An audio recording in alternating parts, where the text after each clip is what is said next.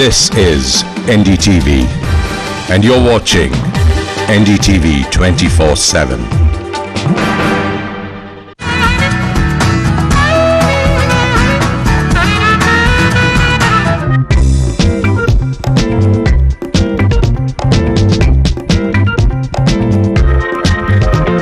So yes, our efforts continue to discover the essence of culinary inspiration, and as we move between table, kitchen and street, we've obviously chosen well. Indian Accents chef Manish Mehrotra is taking us around.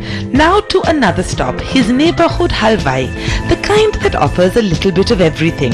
We will, believe me, get to the mithai in just a bit, but Manish is starting with the ingredient behind one of his most lauded inventions.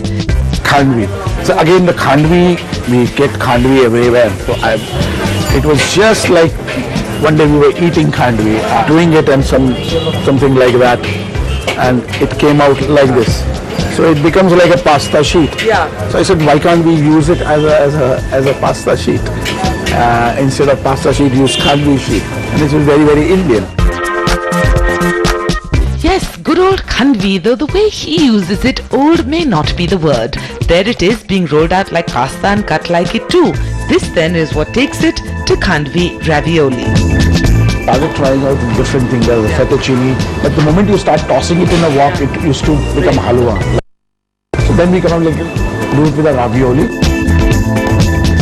You should know that the stuffing is goat cheese and pumpkin, which ensures that as a whole too it is in complete tune with the audience that khandvi caters to. You give slightly sweet and sour kind of a flavor, which actually the khandvi flavor is, and Gujarati food where you have a little bit of sweet touch to their food, so that is why it come up all together with the nuttiness of this thing. And then while garnishing, we put some khakra on top, which gives the extra crunch, a different texture to this dish. It absolutely came out like perfectly. And once again prove perhaps that it pays to make your own backyard your personal playground. A philosophy which is exemplified in this next dish, one which plays with perhaps two of the most unglamorous staples of Indian kitchens, pulkas and kathal. In a fine dining restaurant, who would think of putting kathal on the menu? Like kathal, that's what I'm saying. This type of restaurant getting a kathal it's a bold thing, but people are loving it. People are loving it. Kathal was the only vegetable which was considered as a non-vegetarian vegetable. Like people used to tell at home, like kathal hai meat ke masale mein banana, something like that.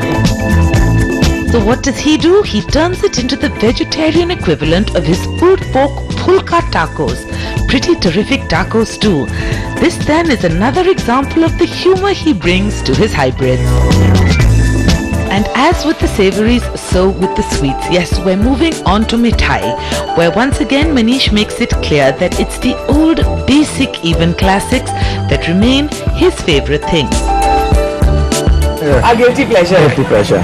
And like, these are such a thing which it's very difficult to convert into a dessert, which we can serve it at Indian Accent with a twist. Yes, these are all hardcore karigar wala kaam. Milk cake, goda barfi, besan laddu. That you can come up with something. When I was tasting besan laddu, when you can bind it like this, why can't you make it in a tart form? And do something with that. So then the idea of besan laddu tart with mithai cheesecake. Yes, there it is, a besan laddu crust topped with cheesecake. Then that in turn is topped with a milk cake based malai. The sandy texture of besan ka laddu and the creaminess of the cheesecake. The contrast is like, and something was missing. So what to do? So milk cake came into picture. We churned the milk cake with the milk and then make a sauce. Oh my God, is that even legal? And the besan ka laddu has got, everybody has some kind of a memory of besan ka laddu. Nostalgic and delicious, that's the proverbial two birds. But even then, my favorite dessert here traces back to the most ubiquitous bites of barfi, the doda barfi. The Doda Barfi is possibly the most unglamorous, right? It is the most unglamorous, unsung of all the barfis. But it's one of the most tastiest one. The moment you heat it in a microwave and just, oh, it's too good.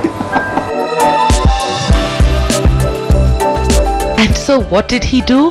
He turned it into a treacle tart. A sticky, sweet, sublimely delicious treacle tart. Taste is very similar. Both are caramelly in taste. Both like reduced like a toffee sauce kind of a texture. And the gooiness of, both have got the same kind of a gooiness. Somebody get the man a cake. And no, we're not done yet. There's one more thing we need to try. If there was ever inspiration for witty, whimsical takes, a children's store would provide it. Though even then, who knew a gander by one would lead to this? Or even better, to this. Yes, candy floss, or as they call it here with staggering political correctness, buddhi ke baal. But it's not any candy floss, they add flavor to it too. Orange pan, and on the day I was there, lemon masala. So yes, the brilliance here is childhood flavors fused with more childhood flavors. Own concoction, we have our own ingredients which we put in every different kacha aam will have amchur also into it, then lemon masala will have some chat masala into it, then orange will have something. So all these are our own concoction with our own recipe which we do. And it's delicious. My portion, needless to say, lasted about 5 seconds before I demolished it. It's been a good day. If nostalgia is the name of the game, they've got it. Playing with the familiar, having fun with those old but not forgotten flavors we grew up on. If, as Anthony Bourdain said, context and memory play powerful roles in the truly great meals of one's life, then it's not surprising at all that India, indeed the world, are embracing this particular accent.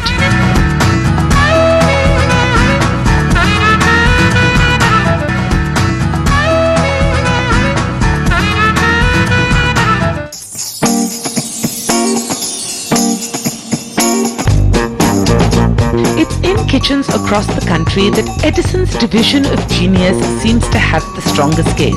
You know, it being 1% inspiration, 99% perspiration. And still, we would have to argue that Indian accent chef Manish Mehrotra brings just a little more than that to his table. Its focus on modern Indian food has garnered it a place on practically every fine dining list, including a place in glam media's best 100 across the world. That the accolades and awards have come thick and fast is a surprise to no one who has eaten here. Riffs like blue cheese stuffed baby naans, galoti kebabs enhanced with foie gras, and desserts that look to Doda Barfi as their base have served it well. But perhaps the most important aspect is that these clever combinations, the smart little spins, find their inspiration in unexpected places. And so today Manish is taking us to those that he enjoys, but more to the ones that have triggered his wildest flights of fancy. Which is probably why I shouldn't have been surprised that this is where we started, at his local fruitwala. Hi, Chef. What are we shopping for? This is near my house in Delhi, and this is where I do all my fruit shoppings and everything. So, and a lot of ideas, inspirations, like to make a sorbet with this or make a sorbet with that. So that comes from here. So guys, Chef is being kind enough to let us in on how, in a sense, something as basic as this gets to transform into, well, this. But sorbets are now somewhat standard. What makes this stand out is he doesn't stop there. He remembers and adds the masala it used to be served with. Because nostalgia, the old tastes of childhood, are precisely what he trades in. We were kids, we used to have a lot of guava tree all around. And again, not just guava, but you did guava with black rock salt. Because that is what it's supposed to be eaten if you're eating it raw. Either with a salt or a black salt or a chili salt, which goes very well with the palate cleanser of a sorbet concept. like a kala khatta, something. But you can get ideas from anywhere. Maybe this, maybe the dhaba where the fulka guy is making fulkas, or a panwala. So these are the things which I incorporate in my food. Yes, in his neighborhood, basic food from a basic stand, a spitting flame, a hot tandoor are all fodder for the fine dining that will follow. But more, these also remain the places he shops at, the places he eats at. Like this, need a quick snack on the trot? Hot Chips will have it for you. Just look at the range on offer.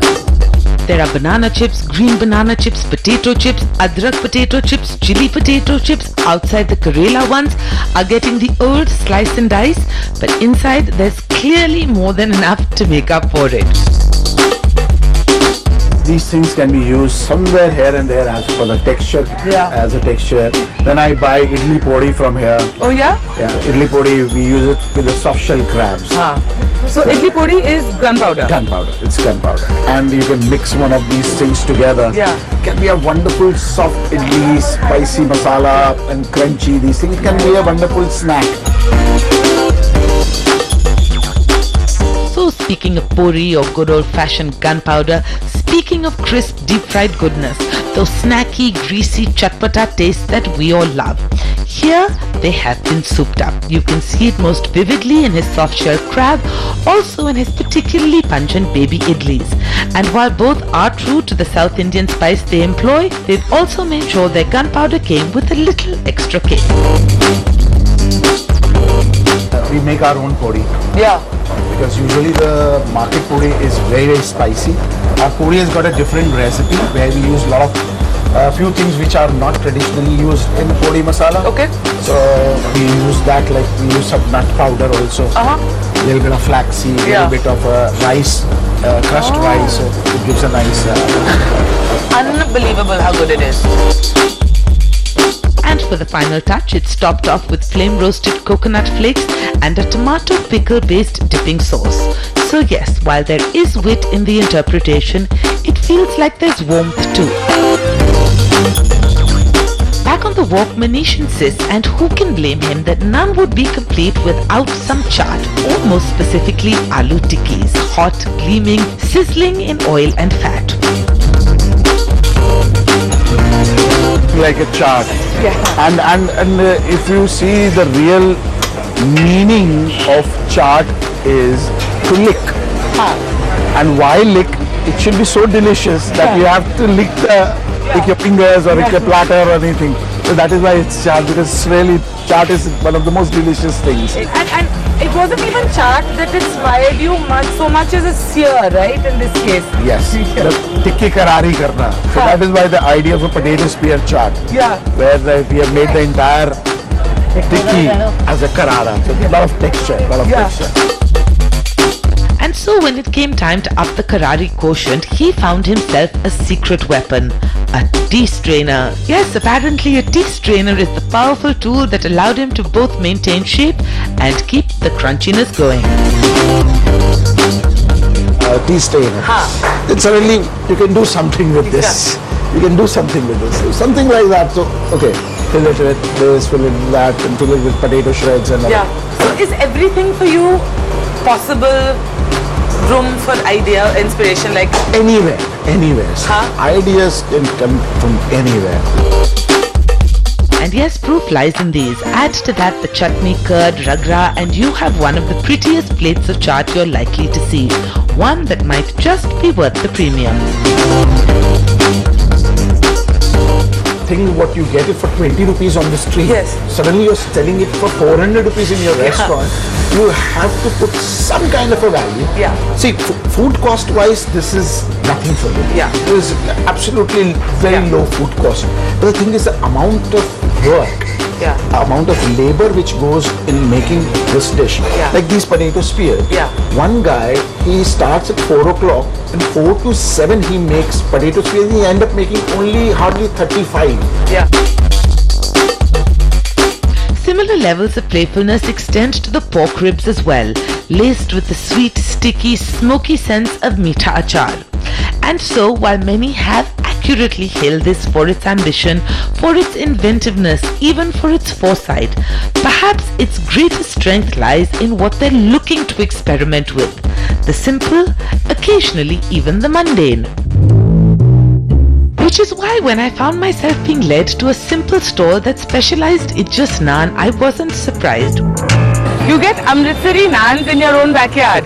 You get everything, the dosa wala, the chaat wala and all these things. Yeah, everything is everywhere. That explains a lot, and so we'll get to the accent they bring to it shortly. First up, just the simple satisfaction of a well-made flatbread.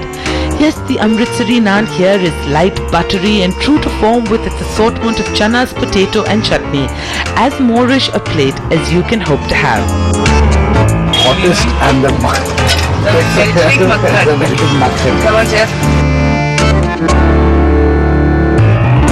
It doesn't matter when, it doesn't matter where, any time is a good time for this. Like the naan, the paratha, like all our flatbreads, they're actually, we usually do them in conventional ways, but they're also amazing vehicles, for To carry, to carry anything. Like this is potato, we do it with bacon, we do it with duck, with wild mushroom, pumpkin, carrot. So different, if it can be stuffed with potato, it can be stuffed with anything.